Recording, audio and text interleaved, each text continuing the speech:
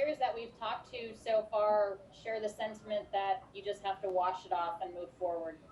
Can you, as a manager, do the same thing, or does it linger with you a little longer? No, not at all. You have to, Alana. Yesterday was yesterday, and our focus has to be about today and today only. Are you allowed to get shell shocked? Oh, I was shell shocked. Right after that game-winning run scored, I was certainly shell shocked. But you got to kind of turn the page. That's what baseball.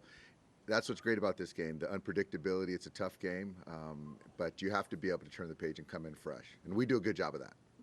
There's always pressure on Clayton Kershaw in the postseason. There's always been a narrative surrounding him. Is there even more pressure on him tonight in Game 5, considering it's 2-2 versus 3-1?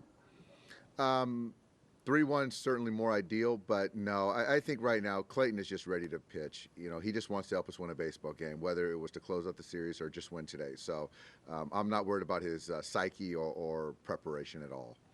Thank you. Mm-hmm. Next question's from Eric Steven. Go ahead. Steve, I don't remember if this came up post-game last night, but was there any thought to leaving Julio in to finish the fifth or possibly beyond, or was that just a situation of matchups? No, it was basically for me just seeing the at bats Diaz had.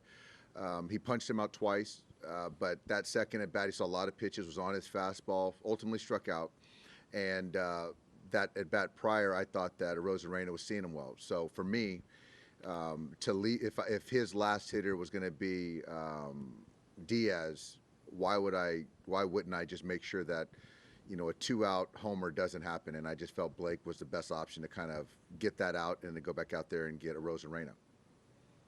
Next question's from Dave Vassay. Go ahead. Out of all the teams that you've managed with the Dodgers, do you feel like this one is best equipped to turn the page, like you said? Sure, I think absolutely, and I think that comes with experience. We've already experienced some tough losses, some tough games. So yeah, I mean that's just part of experience, and you learn a lot from guys when they go through some tough times. So as far as coming in today, seeing guys how they're approaching today, it's not a surprise. Go now with Kenley for the rest of the series. We'll see. Right now he's been up 2 days in a row. So right now we'll just kind of play it by ear and see where we go, what the game situation, how the game plays out. Next question is from Jorge Castillo. Go ahead. Hey, did you allow yourself to rewatch that finish?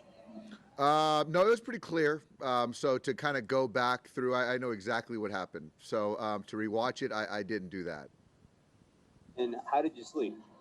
Actually, I slept well. I had a little help, but I slept well. Little help? Yeah, exactly. Some medication. I slept like a baby. Next question's from Rowan Kavner. Go ahead. Hey, Dave.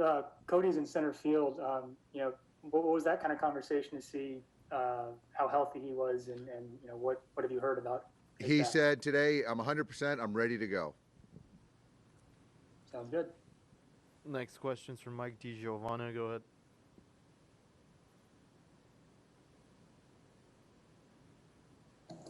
Sorry about that. Dave, you seemed a little reluctant to extend Gratterall, but I'm just wondering, you got 3 games left here in the season. Is it sort of time to let him go a little longer, maybe a second inning, even more if you need to? Yeah, no, it's not about extending Brusar at all. I just think that it's more about what he's done, the body of work, what other guys have done, their body of work against certain handedness of hitter. So I think that I like him a lot. He can get left and right out, but the truth of the matter is that has a lot more success against right-hand hitters. So when there's a run of lefties, we have other guys that have shown to be more efficient. Thanks. Next question's from Bradford Davis. Go ahead. Hi, Dave. David Price actually tweeted about the importance of flushing out, moving forward. I'm curious, was there anything that he shared with the team to encourage y'all after a rough loss last night? I don't know. Nothing kind of as a group. Obviously, David has a lot of experience, so I'm sure he's kind of reached out to guys individually, though, which is great. Next question's from Daniel Lombroso. Go ahead. Hi, Dave. Last night, you and Julio were trending topic in Mexico. Was Julio like angry when he removed from the mouth? He was pitching well. Did he tell you anything later? No. We didn't talk after, and I think he understands. And No, you don't, no hablamos antes ni después. No pitcher wants to come out of a game, so and that's understandable. So that was a decision I made. But Julio pitched really well last night. Next question's from Alden Gonzalez. Go ahead. Hey, Dave, how did you avoid rewatching that play in all the hours that there were before you had to go to the ballpark? I can't help but be impressed by that, given that it was seemingly everywhere. You know, it was actually, I just kind of heard from coaches, and to be quite honest, I kind of took my eye off the play once I saw Arozarena fall. So I was kind of thinking about that next top half. I thought we were going to get him in a rundown, so I was thinking about our top half of the inning, and then next thing I know, the ball's kind of to the backstop. So that's why I was a little befuddled, or a lot befuddled. But I don't need to watch it. I'm just focusing on today. I got time for one more. Go ahead, Stephanie. Hey, Dave, just to start, I just wanted to be clear. Last night when I asked you if there was anyone you were going to pull aside, I meant to comfort, not to blame. So I really apologize. Oh, no, Steph, no, not at all. And no, you're great.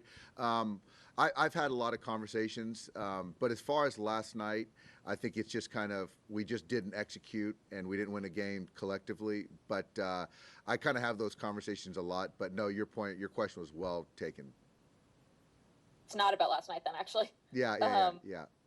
Corey Seager is a guy who loves video, who loves taking the extra swing, and he's had no access to any of those things really this year, given the protocols. And yet he's having such a good season. Can you explain why that is? I think that it's a credit to Corey for being open and understanding the situation is a situation and he's uncomfortable, doesn't like it, but you still can flourish on things that you really think you need. And I hope he looks back at 2020 and feels that I might not need it as much as I thought I did, because I'm a heck of a ball player. But to have Corey on the bench, engage with teammates, it's so much fun for me to watch. Hello, I'm Mark Brown. Get more great ABC7 content by clicking the subscribe button for our YouTube channel. And download the ABC7 Los Angeles streaming app on Fire TV, Android TV, Apple TV, and Roku to watch on your TV.